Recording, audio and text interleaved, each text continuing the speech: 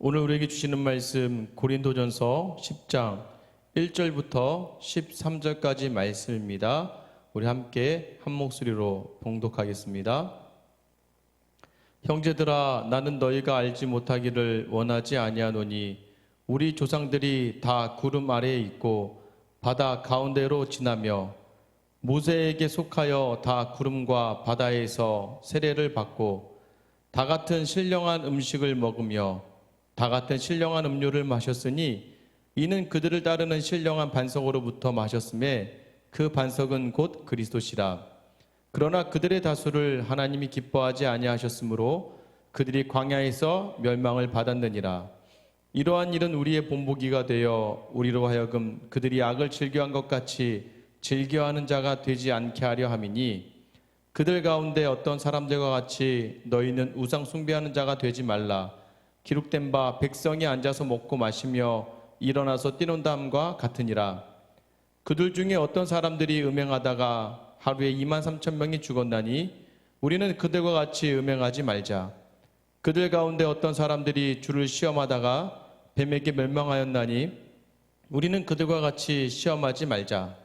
그들 가운데 어떤 사람들이 원망하다가 멸망시키는 자에게 멸망하였나니 너희는 그들과 같이 원망하지 말라. 그들에게 일어난 이런 일은 본보기가 되고 또한 말세를 만난 우리를 깨우치기 위하여 기록되었느니라. 그런즉 선줄로 생각하는 자는 넘어질까 조심하라. 사람이 감당할 시험 밖에는 너희가 당한 것이 없나니 오직 하나님은 미쁘사 너희가 감당하지 못할 시험 당함을 허락하지 아니하시고 시험 당할 즈음에 또한 피할 길을 내사 너희로 능히 감당하게 하시느니라. 아멘. 오늘 이 시간 선줄로 생각하면 넘어진다라는 제목으로 하나님의 말씀 선포하겠습니다. 할렐루야.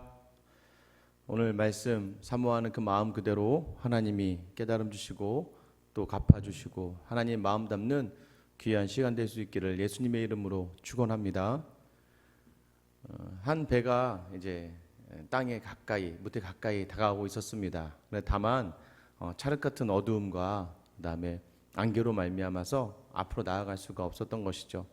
한참을 이제 가고 이쯤 되면 묻이 나와야 되는데 선장이 좀 염려된 마음으로 조심스럽게 이 큰 배를 운항하며 가고 있었습니다. 근데 얼마 안 가서 마치 염려했던 대로 바로 앞에 불빛이 하나 보이는 거예요. 아마 그 다른 배가 바로 이 배를 향해서 오고 있는 것 같아 보이는 거죠. 그러자 이 함장이 이제 서로 간에 공용 라디오 주파수를 맞춰놓고 라디오로 이야기합니다. 나는 함장인데 지금 이 배는 전함이다. 앞에 있는 그 배 어느 배인지 모르겠는데 앞에서 좀 피해줬으면 좋겠다라고 이야기합니다.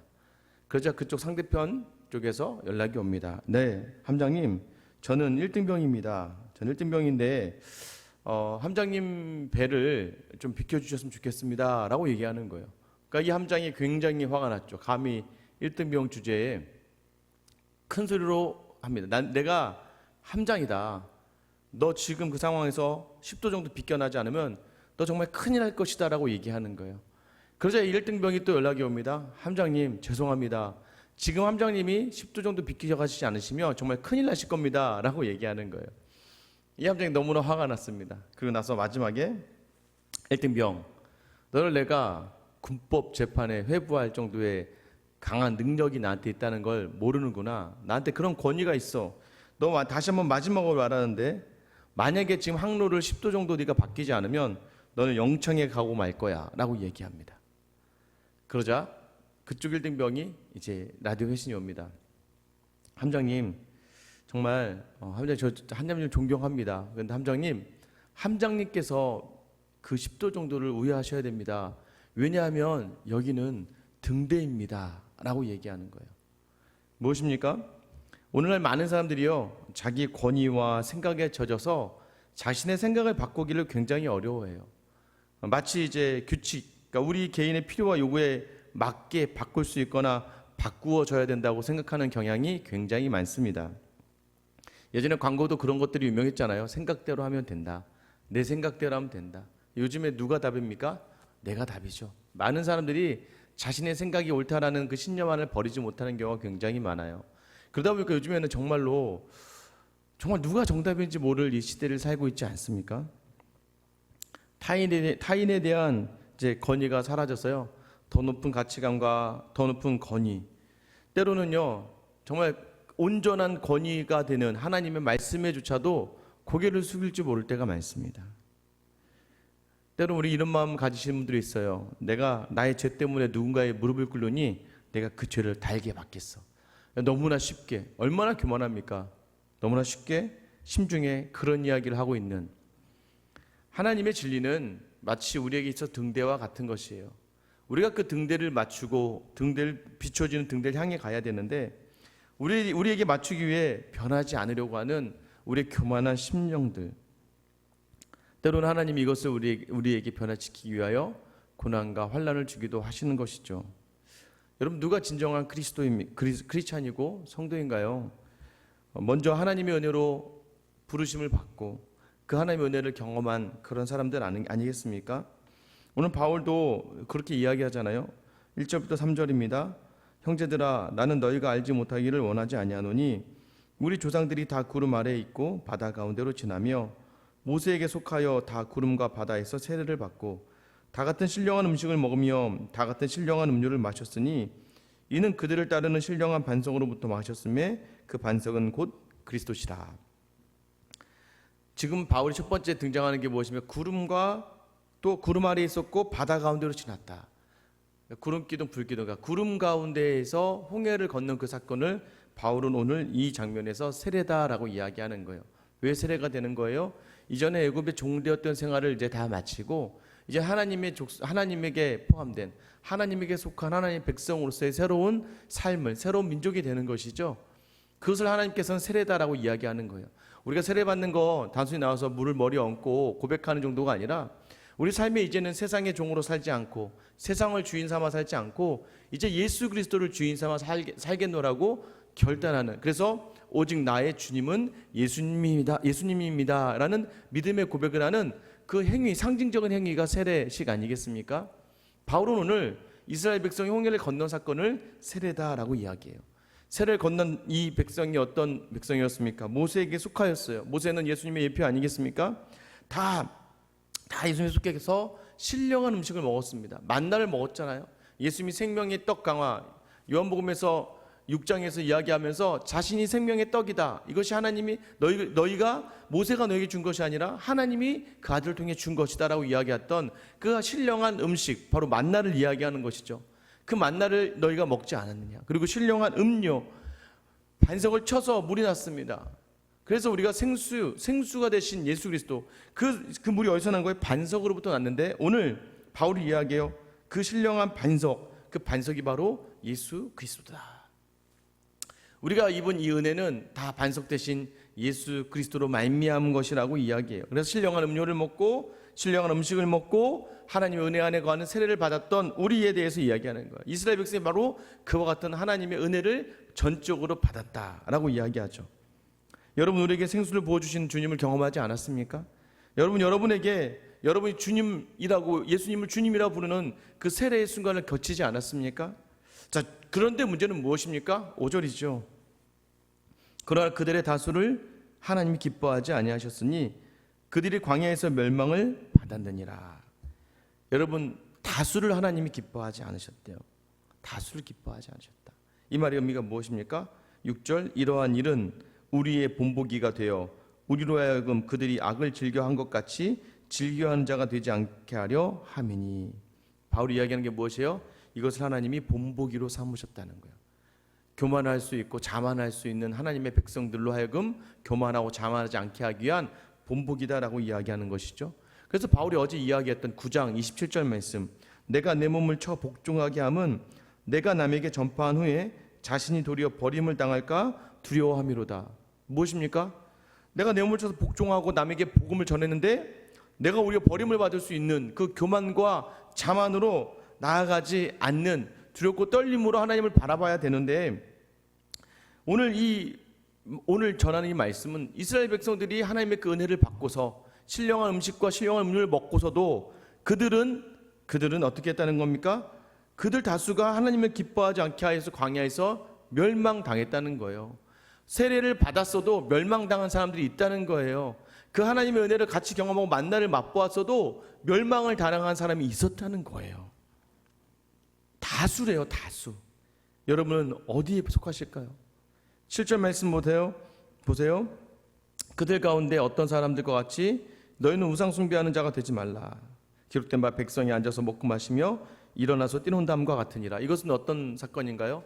어제 수요일 성경 개관학교에서 했듯이 출애굽기 32장에 나오는 것이죠. 모세가 십계명을 받으러 갔을 때 백성들이 모세가 안 보이니까 두려워 떨게 됩니다. 그러면서 아론에게 우리에게 하나님을 만들어 달라고 이야기하죠. 그래서 아론이 금붙이를 모아다가 송아지를 하나님을 대신해서 만들지 않습니까? 이 우상을 만들어 놓고선 좋아라 먹고 떠들고 있는 모습. 그렇게 했다가 레위인 3,000명이 죽게 되는 것이죠. 8절 말씀 무엇입니까? 민수기 25장에 등장하는 시딤 음행 사건을 이야기하는 것이죠. 모압 평지에 있을 때 발람이라고 하는 선지자의 꾀임에 빠져서 모압 여인의 음행에 동참하게 된 이스라엘 백성들, 그러자 하나님께서 연병을 쳐서 23,000명이 죽게 됐던 그 사건을 이야기하는 거예요. 9절 말씀의 이야기는 어떤 이야기입니까? 가나안으로 들어가는 길에서요, 하나님께서 에돔 족속을 뚫고 지나가기가 어려우니까 또 뚫려다 보면 싸움이 일어나니까 형제 민족 에서의 후손들 아닙니까? 야곱의 형인. 그래서 이 형제 민족과 싸우지 말아라. 그래서 가나안 땅을 돌아서 가라라고 이야기하는데, 그때 이스라엘 백성들이 그 경로가 더 늘어지는 걸 보고 하나님 앞에서 불평하고 원망하다가 그 자리에서 하나님께서 불뱀을 보내셔서 사람들이 다 불뱀에 물려 죽게 된 사건을 말합니다. 10절 말씀 보세요. 10절은 무엇입니까? 어떤 원망이 있었어요? 고기를 달라고, 민수기 11장이죠. 고기를 달라고 다베라에서 이제 고기 없다고 원망하다가 11장에서는 그저 그들이 원망 가운데 있다가 죽게 되었고요. 또 이 광야의 사건 속에서 보면 이들이 고기를 달라고 하나님께 원망하다가 고기를 하나님 주시면서 어떻게 합니까? 입에 씹기도 전에 원망하던 자들이 다 죽게 하였다고 하지 않습니까? 왜 이런 이야기를 바울을 통해서 우리에게 지금 전하고 있는 건가요? 11절입니다. 그들에게 일어난 이런 일은 본보기가 되고 또한 말세를 만난 우리를 깨우치기 위하여 기록되었느니라. 본보기로 삼는 거예요. 이제 말세, 세상 속에서 세상이 힘이 강한다고 느껴지는, 끝이구나라고 느껴지는 이 시대를 살아가는 우리에게 깨우치게 하려고 이 말씀, 이 이야기를 하는 본보기라는 겁니다. 은혜 안에 거하였는데도 망했다는 거예요. 그래서 우리에게 주는 바울의 권면은 무엇입니까? 12절이죠. 우리 같이 한번 12절 읽어볼게요. 그런즉 선줄로 생각하는 자는 넘어질까 조심하라. 고린도 교회 성도들이 이랬다는 겁니다. 많은 은사를 경험했어요. 은혜를 경험했어요. 다양한 은사들이 교회 안에 풍성합니다. 교회가 부흥했어요. 그러니까 이 모든 것들이 다 자신들의 섬김과 헌신과 봉사로 된 줄 알고 있었다는 거예요. 우리 신앙이 어디서 무너집니까? 내가 된 줄 알고 있으면 무너지고 마는 거예요. 사람이요, 참 신기합니다. 그냥 자기가 아무것도 아닌 존재라고 여길 때는요, 항상 겸손한 마음이 있는데 무언가 됐다고 느껴지고 내가 무언가 영향력이 있다고 느껴지는 순간부터는 교만해지고 자만해집니다. 다른 사람의 이야기에 대해서 귀 기울여 하지 않고, 어떤 분들에게 이런 일들이 강하게 일어납니까? 경험하신 분들. 나는 기도로 해서 많은 복을 받았다? 기도만이 답이다라고, 그것이 다라고 생각하며 교만하신 분들. 말씀이다, 말씀으로 깨우쳐서 그 말씀만 필요하다라고 생각하시는 분들. 아니다, 봉사다, 아니다, 헌신이다, 여러 가지 각자 다양한 은사들로 하나님이 주신 충만한 은혜들이 있었는데 마치 자신의 경험만이 다라고 생각하는 그 교만이죠. 그러니까 신앙도 때로는 교만이 될 수 있다는 거예요. 하나님 쪽에서 나를 보는 평가를 해야 되는데 자꾸 내 기준에서 하나님을 보는 평가를 하게 되는 거예요. 자기 중심적인 타락한 존재를 동시에 들여다봐야 돼요. 내 중심적인 타락한 존재라는 것이라는 걸, 우리가 얼마나 타락할 수밖에 없는 존재라는 걸 긴장하며 알고 있어야 된다는 거예요. 여러분, 왜 이렇게 됩니까? 여러분, 왜 우리가 이렇게 원망하고 불평하고 하나님 앞에 교만할 줄 아세요? 우리는 이렇게 했는데도 불구하고 내 열심을 다했고 최선을 다했고 내가 이 쌓아놓은 지분이 있는데 내 생각과 다른 일이 일어날 때마다 불평하고 원망하게 되는 거예요. 이스라엘 백성이 그랬다는 거예요.